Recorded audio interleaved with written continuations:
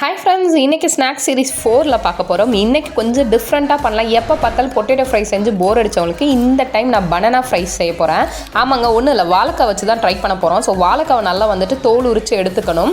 அதை French fry சைஸுக்கு கரெக்டாக கட் பண்ணி வச்சுக்கணும். நான் இந்த வீடியோவில் காமிச்ச மாதிரியே எடுத்து வச்சுக்கோங்க. அதுக்கப்புறம் அது மேலே கொஞ்சோண்டு மசாலா போட போகிறோம். டேஸ்ட்டு மட்டும் அல்டிமேட்டாக இருக்குங்க.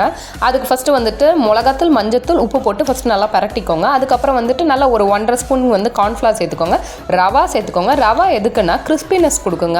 அந்த ரவா எண்ணெயில் போட்டு பொரிக்கும் போது ஒரு கிறிஸ்பினஸ் வரும் அந்த வாழைக்காவோட சேர்த்து சாப்பிடும் போது.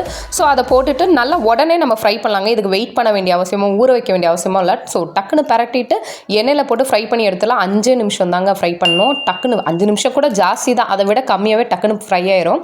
சிம்பிளாக ஒரு டொமேட்டோ சாஸோட முடிச்சுக்கோங்க. இந்த வீடியோக்கு பாய் சொல்லிக்கிறேன். நெக்ஸ்ட் வீடியோவில் ஹாய் சொல்லிக்கிறேன். மறக்காமல் நம்ம சேனலை சப்ஸ்கிரைப் பண்ணிக்கோங்க இந்த மாதிரி டிஃப்ரெண்ட் சீரீஸ்க்கு.